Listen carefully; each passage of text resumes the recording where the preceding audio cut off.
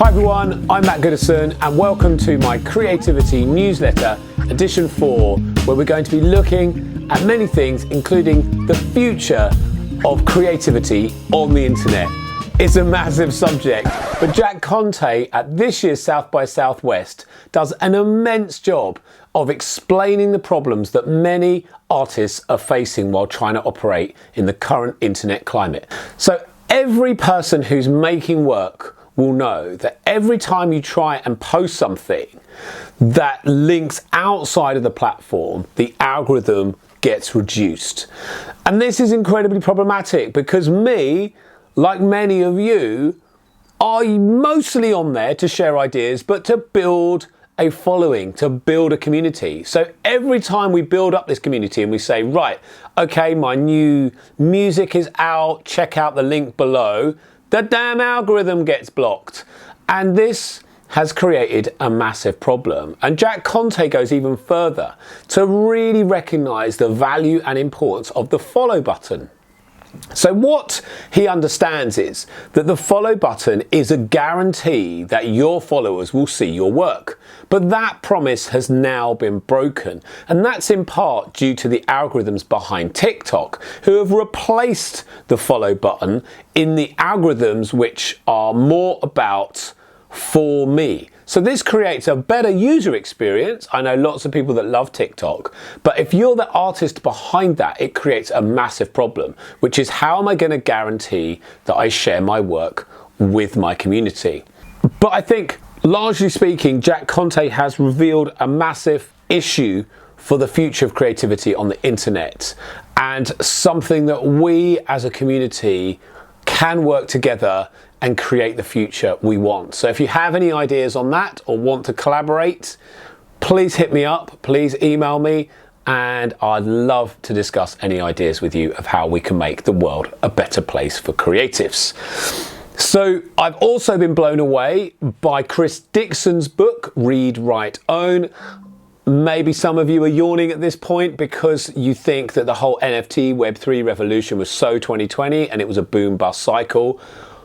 I completely disagree, and Chris Dixon, who is much more powerful and successful than me, really disagrees, and he thinks essentially as an internet culture we've gone the wrong way, and the way forward should be much more built on platforms where the participants, as in the creators, have an actual stake in the platform itself, so the platform can't block the algorithms and reduce the algorithms when you try and share work and do things. And controversially, he recognized, certainly in me, that the take rate of these platforms, Instagram, Twitter, I'm just not calling X, I'm really sorry, Twitter, TikTok, and Facebook, the take rate, as in the amount of money that the platforms take out, is 100%. So when we share our ideas and build these networks, which are the thing of value, it's the social media companies extracting 100% of the profits out of that model for themselves and giving the creatives none back. And we've known for some time that we create content, a phrase I absolutely detest for social media platforms, but for us we do it in return of building audiences. Now, as Jack Conte recognized that those audiences are being blocked from us and our algorithms reduced whenever we try and do certain things on the platform, is it time for these platforms to end? Or maybe, as Jack Conte says, a whole new community of platforms needs to be built to serve the true fans, the real fans, and the place where a lot of the actual value lies. So Read, Write, Own is a fabulous book about community membership, about the history of the internet, about protocol networks. So let's deep dive a little bit into protocol networks. So the protocol network of Web 1 looks like this. As we can see, the model itself has no central ownership. And these platforms, such as email, if I send you an email, you're going to get the email. There is no algorithm driving or reducing the reach of my email. And Chris Dixon in his book also talks a lot about RNS as a brilliant mechanism to essentially connect things together without that central company in place with its own agenda. And as we moved away from Web 1 into Web 2 and we got these large companies growing out of the internet, such as Instagram, Facebook, TikTok, etc., that repositioned things like RNS into Twitter. And then the company itself had a central stake in the narrative. And that's where Chris Dixon talks about this attract-extract cycle. So the company pretends to be super friendly and attracts people and all the creatives, and people think, oh, this is really helpful, this is fantastic, I can use this.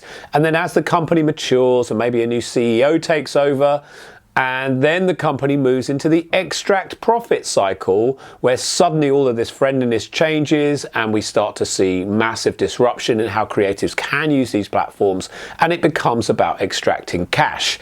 And as we know from these social media platforms, they are advertising based models, and that basically means that the money comes out of the app from advertising to the company.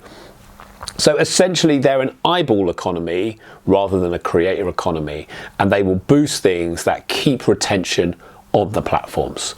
So that was Web 2, puts the company at the heart, and then Chris Dixon argues that Web 3, built on blockchains, is a model where inside the program itself is coded in the ability for community membership in a way that in Web 2 is just simply not possible, and therefore that protects anyone building these platforms away from the extraction cycle. So incredibly interesting book, really eloquent. You can also listen on Rick Rubin's Tetranogram, I'll probably pronounce that wrong, podcast, where he talks to all manner of interesting people, including Chris Dixon. So check that out. So next up in the newsletter is Yancey Strickler's blog post on rethinking labels. And Yancey Strickler is on Substack and an incredible thinker. And he became, like many of us, stressed out with the mismatch of things he was doing and wanted to quit. And then as he was reading a book about the foundations of independent record labels such as Punk and Warp, the label behind the seminal electronic releases in England, Yancey thought of himself as a label rather than a person with a lot of disparate projects.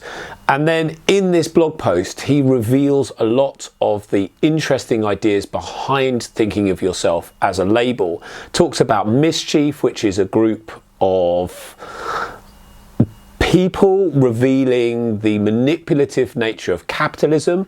So that's incredibly interesting. And then goes on to talk about the foundations of MetaLabel. So Yancey Strickler says the 4 rules of a MetaLabel are a core purpose, a squad of collaborators, public releases, and rules of participation. I think these are really interesting, and again, if you're interested in this kind of thing, please get in touch with me and I'd love to discuss ideas with anyone out there. And at the end of the blog post, Yancey Strickler says, as individuals, our powers are limited, but in groups, we become exponentially stronger. So I love this, it's fantastic. Okay, finally, in this Creativity Mailout 4, I've been very fortunate to work with a really young singer, local singer called Lily Matthews. It was Lily's dream to write, record, produce and release a song.